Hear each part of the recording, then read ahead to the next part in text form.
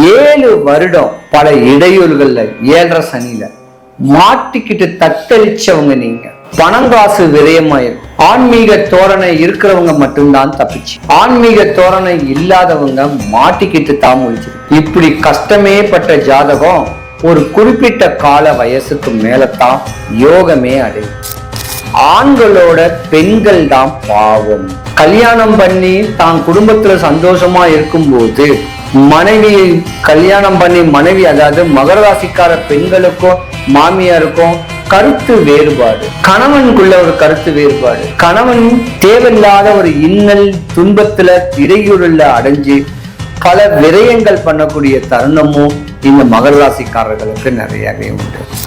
கிரகங்களுடைய தன்மை நடந்துகிட்டு இருந்துச்சுன்னா, தசா புத்தி நடந்துகிட்டு இருந்தா உங்களுக்கு இடையூறு வரும். எல்லா ராசிகளுக்கும் வராது, எல்லா நேரமும் வராது. நோய் வரும், கடன் வரும், வீட்டுக்குள்ள ஒரே சண்டைகள் வரும், வீட்டுல இருக்கிற தன் என்ன பாட்டில் உடையும், கதவு உடையும். இந்த மாதிரியான துர்பிரச்சனைகள் எல்லாமே உங்களுக்கு ஒரு ரியாக்ஷனா காட்டும். உங்களுக்கு நாளைக்கு நடக்க போறத இன்னைக்கு முன் உதாரணமா காமிச்சு கொடுக்கும்.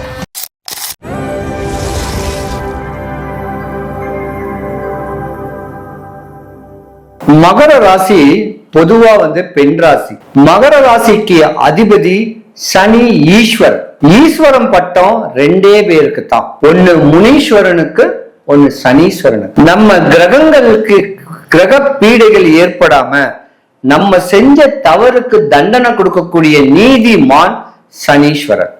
அதனாலதான் எம்பெருமான் ஈஸ்வர பட்டம் அதுக்கு பெற்று. வாதங்கள் பண்ணக்கூடியவர்கள், விவாதம் பண்ணக்கூடியவங்க, வம்பு தும்பு வழக்க வந்து பாருன்னு சொல்லக்கூடிய ஒரு அற்புதமான ராசி. சூரியன் சந்திரன் செவ்வாயோடைய ஆதிபத்தியத்துல பிறந்த ஒரு அற்புதமான ஒரு ராசி. நிறைய பேர் லா படிப்பாங்க, அரசு சம்பந்தப்பட்ட ஒரு வக்கீலா இருப்பீங்க, டாக்டருக்கு நிறைய படிப்பீங்க, கம்ப்யூட்டர் சாப்ட்வேர்ல நிறைய பேர் இருப்பீங்க, படிக்காத மேதைகளா இருப்பீங்க, சமையல் கலை வல்லுநர்களா இருப்பீங்க, ஏக்கர் கணக்குல இடம் வாங்கி ரியல் எஸ்டேட் பண்ணணும்னு ஆசைகள் இருக்கும். கலைத்துறையிலையும் பிரகாசிப்பீங்க, கலைத்துறையிலையும் உச்ச நிலைமையில வரக்கூடிய தருணங்களும் இந்த ராசிக்காரர்களா தான் நிறைய பேர். கஷ்டப்பட்டு படிச்சவங்க, இஷ்டப்பட்டு படிச்சவங்க, படிப்பு ஏறனா கூட முகமலர்ச்சின்னு ஒண்ணு இருக்குது.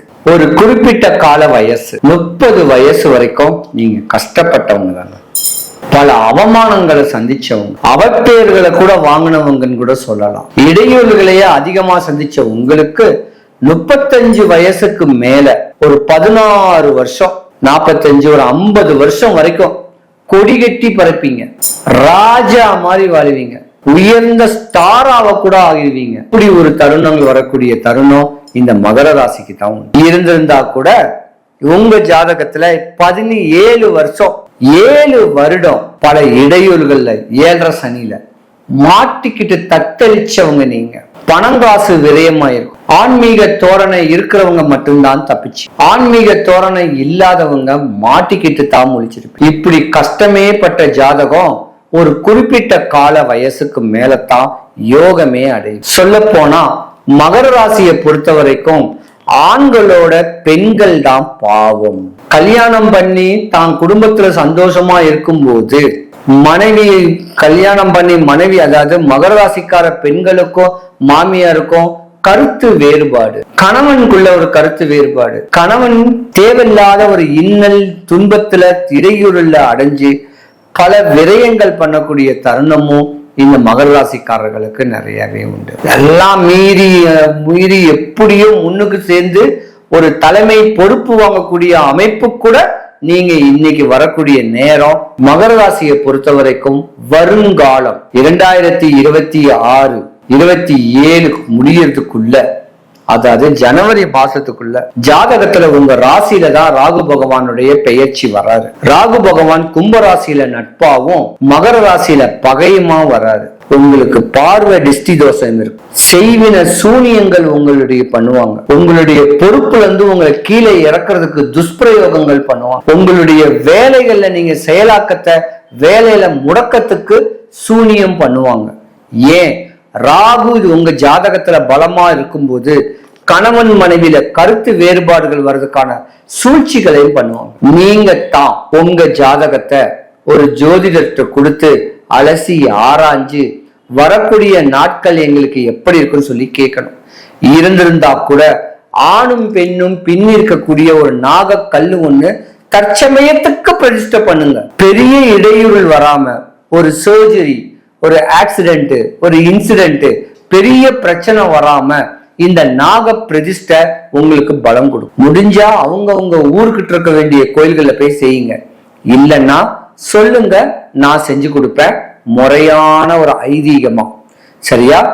இருந்தாலும் உங்க ராசியில ராகு பகவான் வரனால கொஞ்சம் கவனமா இருக்கணும். ஆக்டிவா இருப்பீங்க, இருந்தாலும் தொழில் முடக்கம் ஏற்பட வாய்ப்பு இருக்கு, கவனம் தேவை. தொழில் தடை, தொழில் முடக்கம், சுகாதார சுப காரியங்கள் நடக்காமல் இருப்பது, தீய சக்திகளின் பாதிப்பு நடக்கிறது. எங்களுக்கு எப்படிலாம் இருக்குது, ஏன் அப்படி நடக்குது அப்படின்னு தெரிஞ்சுக்க கேக்குறாங்க. அப்படி நடந்துருச்சு, இப்ப அதுல தப்பிக்கணும். நாங்க தாராளமா இதை பத்தி நான் சொல்றேன். மேஷ ராசி முதல் மீன ராசி வரைக்கும் இருக்க வேண்டிய 12 ராசிக்காரர்களுக்கும் பல இடையூறுகளை, இன்னல்களை தாண்டித்தான் வாழ்க்கையினுடைய உச்சத்துக்கே போக முடியும். ஏன்னா 12 ராசி, 27 நட்சத்திரம், 9 கிரகங்கள், கிரகங்களுடைய ஆதிக்கம், கிரகங்களுடைய பாதகம், கிரகங்கள் நம்மளுக்கு செய்யக்கூடிய தீங்குகள், அதாவது தசநாதன் தசா புத்தின்னு ஒரு கணக்கு இருக்கு. ஒரு உதாரணத்துக்கு சூரிய தசை நடந்துகிட்டு இருக்கும் போது, தசாநாதன் சூரிய தசை நடக்கும் போது புத்தி ராகு மகாதசையோ, கேது மகாதசையோ, சனி மகாதிசையோ, இந்த மாதிரி அந்த கிரகத்துக்கு ஆப்போசிட்டான ஒரு கிரகங்களுடைய சாதகம், அதாவது கிரகங்களுடைய தன்மை நடந்துகிட்டு இருந்துச்சுன்னா, தசா புத்தி நடந்துகிட்டு இருந்தா உங்களுக்கு இடையூறு வரும். எல்லா ராசிகளுக்கும் வராது, எல்லா நேரமும் வராது. நோய் வரும், கடன் வரும், வீட்டுக்குள்ள ஒரே சண்டைகள் வரும், வீட்டுல இருக்கிற என்ன பாட்டில் உடையும், கதவு உடையும். இந்த மாதிரியான துர்பிரச்சனைகள் எல்லாமே உங்களுக்கு ஒரு ரியாக்ஷனா காட்டும். உங்களுக்கு நாளைக்கு நடக்க போறத இன்னைக்கு முன் உதாரணமா காமிச்சு கொடுக்கும். இந்த மாதிரியான இடையூறுகள் வரும்போதுதான் நம்ம போய் சாமியை போய் வேண்டுவோம். அது நம்மளுக்கு பிடிச்ச சாமி. நம்ம தமிழ்நாட்டுல, நம்ம தமிழர்கள்ல ஏகப்பட்ட சாமிகள் இருந்திருந்தா கூட குலதெய்வம்னு ஒரு தெய்வம் இருக்கும். எனக்கும் ஒரு குலதெய்வம் இருக்கும், உங்களுக்கும் ஒரு குலதெய்வம் இருக்கும். அந்த குலதெய்வத்தையும் உங்க வீட்டுக்கு அருகாமையில் இருக்க வேண்டிய ஒரு விநாயகர் கோயிலோ, முருகன் கோவிலோ, அம்மன் கோயிலையோ முறையான வழிபாடுகள் ஒரு 11 வாரம் இல்ல 48 நாட்கள் அந்த கோயில்களுக்கு போய் சாமி கும்பிட்டுட்டு வந்தாலே போதும். உங்க நோய் போச்சு, உங்க கடன் போச்சு, உங்க கஷ்டம் போச்சு. எதிரிகள் விடக்கூடிய ஏவல் ஒரு கட்ட கால வயசுக்கு மேலதான் அந்த ஏவலே பலிக்கும். உடனே சின்ன வயசுலயே பலிக்காது. ஒரு 30 வயசு தாண்டி 50 வயசுக்குள்ளதான் உங்களுக்கு அந்த ஏவலே பிரச்சனை இருக்கும். அந்த பிரச்சனையை கூட இந்த மாதிரியான கிட்ட இருக்க வேண்டிய கோயில்களுக்கும் குலதெய்வ கோயில்களுக்கும் முறையா போனீங்கன்னா உங்க தலைமுடி கூட கொட்டாது. 70 வயசு 80 வயசு வரைக்கும் வாழ்க்கைய ரசிச்சு ருசிச்சு அற்புதமா வாழலாம். ஜோதிடம் என்பது ஒரு திடகாத்திரியம். அந்த திடமா சொல்றோம் பாருங்க, நாளைக்கு உனக்கு இந்த மாதிரி விஷயங்கள் நடக்க போகுது, உனக்கு இந்த தசா புத்தி நடந்துகிட்டு இருக்கு, இந்த தசநாதன் இந்த புத்தி நடக்கிறதுனால இந்த மாதிரி இடையூறுகள் எல்லாம் வரும் அப்படின்னு சொன்னவன அதுக்கு உண்டான ஒரு பரிகாரங்களோ வழிபாடுகளையோ நீங்க கரெக்டா முறையா பண்ணிக்கிட்டீங்கன்னா ஒரு குறை கூட வராது. உண்ண உறங்க உறைவிடத்திற்கு பஞ்சம் வராது. ஏன் ஒரு மனுஷன் வாழ்க்கையில பின்தாங்கியே இருக்கிறான், முன்னுக்கு வராம இருக்கான்னா இந்த கிரகங்களுடைய ஆதிக்கம் தான். அப்ப கிரகங்களை நம்ம மதிச்சு கிரகத்துக்கு உண்டான அமைப்பை காலையில சூரியனை ஒரு 6 to 7 சூரிய நமஸ்காரம் பண்ணிட்டு சாயந்தரம் 5:45க்கு சூரியன் மறைஞ்சு சந்திரன் தெரியும், அந்த சந்திரனை பார்க்கணும். அதே போல பௌர்ணமி எப்ப பௌர்ணமி ஆரம்பிக்கோ அந்த இரவு ஏதாவது ஒரு கோயில் இருந்து பௌர்ணமிய பார்த்தாலோ உங்க வாழ்க்கை பிரகாசமா இருக்கும், எந்த பிரச்சனையும் வராதுங்க. நம்ம செய்யக்கூடியது இயற்கையை வழிபடணும், இயற்கையே நம்ம அண்ணன். இப்ப ஒரு உதாரணத்துக்கு நான் சொல்றேன், இந்த 10 விரல் இருக்கு, இங்கிலீஷ்ல ஒரு வேர்ட்ஸ் இருக்கு, a man has the best friend has his 10 fingers only. இந்த 10 விரல்களும் நம்ம நண்பர்கள். ஏன்னா இந்த விரல் பேர் புதன், இது சூரியன், இது சனி, இது குரு, இது சுக்கிரன், இது சந்திரன், இது செவ்வாய். அப்ப இந்த 10 பேர்களுமே நம்மளுடைய உள்ளடக்கி இருக்கு. சூரியன் கேட்கும் போது நம்ம அப்பா, சந்திரன் சொல்லக்கூடியது நம்ம அம்மா, நம்மளுடைய மாமியார். சூரியன்னா மாமனாரையும் குறிக்கும், செவ்வாய்னா அண்ணன், அங்காளி, பங்காளி, அக்கா, தங்கச்சி. சனீஸ்வர பகவான்னா உங்களுக்கு வேலையாட்கள், உங்க வீட்டுக்கு பிளம்பரு, உங்க வீட்டுக்கு பெயிண்ட் அடிக்கிறவரு, உங்களுக்கு ஹெல்ப்ஃபுல்லா இருக்க வேண்டியவர் தான் சனீஸ்வர பகவான். குரு பகவான் உங்க குழந்தை, உங்களுடைய ஆசிரியர்.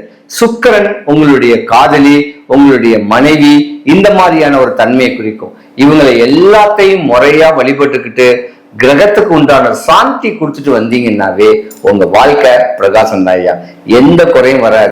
65% சீட்டு விளையாடுவாங்க மகர ராசிக்காரங்க, சீட்டு நடத்துவாங்க, தண்டல் விடுவாங்க, பைனான்ஸ் பண்ணுவாங்க, கேம் விளையாடுவாங்க, அடுத்தவங்க மேல பிளட்ஜ் பண்ணி கேம் விளையாடுறாங்கல்ல, சூதாட்டம், இந்த கிரிக்கெட் சூதாட்டம், இந்த மாதிரி அவன் பண்றதெல்லாம் மகர ராசி தான். ஏன்னா குறுக்கு வழியில சம்பாதிச்சு நம்ம பெரிய ஆளா இன்னும் கணவனுக்கு முன்ன நம்ம சம்பாதிச்சு பெரிய ஆளாக்கி காட்டணும் அப்படின்னு ஆசைகள் ஆதங்கங்கள் உடையவங்க நீங்க தான் ஏமாற்றம் அடைவாங்க. ஏதோ ஒரு கல் இருக்கு, இந்த கல் இங்க இருந்து வந்துச்சு அங்க இருந்து சொன்னா அந்த கல்லு மேல இன்வெஸ்ட்மெண்ட் பண்ணுவீங்க. 10 லட்சம், 5 லட்சம், 20 லட்சம், 30 லட்சம், அது 1 கோடி ரூபாய்க்கு தரேன்னு சொன்னவொன்னே 50 லட்சத்தை இன்வெஸ்ட்மெண்ட் பண்ணி 50 லட்சம் லாபம் கிடைக்குதுன்னு பண்ணுவீங்க, ஏமாறுவீங்க. அப்படி குறுக்கு வழியில் சம்பாதிக்கணும்னு ஆசைகள் உங்களுக்கு நிறையவே இருக்கும். மகர ராசிக்கார அன்பர்கள் அனைவருக்கும் சுபிக்ஷம், ஐஸ்வர்யம், கடாட்சியம் கிடைக்க எம்பெருமான் மாடம்பாக்கம் தேனுபுரீஸ்வரர் தேனுகாம்பாளுடைய அருளாட்சி உங்களுக்கு கிடைக்க இறைவனை நான் பிரார்த்திக்கிறேன். உங்க வீட்டுல எதுவும் பிரச்சனைகளா, இன்னல் இடையூறுகளா, உடல் நல குறைவா, மனசோர்வா, பணசோர்வா, ஏதாவது ஒரு ஏவல்னால இன்னல்கள் துன்பங்கள் பண்ணிருக்காங்களா, அதை சரி பண்றதுக்கு என்னால முடியும், சின்ன வழிபாட்டுனால முடியும். சென்னையில என்ன மீட் பண்ணணும்னா சென்னை தாம்பரம், அதாவது KGF கருப்புசாமின்னு கேட்டு கூகுள் மேப்ல டைப் பண்ணீங்கன்னா என்னுடைய அட்ரஸ் வரும். போன் பண்ணிட்டு வந்தா பெஸ்ட், இல்லைன்னா போன் பண்ணி கன்ஃபார்ம் பண்ணிட்டு வாங்க. எல்லாம் நிறைவாகட்டும். சுபிக்ஷம், ஐஸ்வர்யம், கடாட்சியம் கிடைக்க எம்பெருமான் மாடம்பாக்கம் தேனுபுரீஸ்வரர் தேனுகாம்பாளுடைய அருளாட்சி உங்களுக்கு கிடைக்க இறைவனை நான் பிரார்த்திக்கிறேன். சிவாய நம.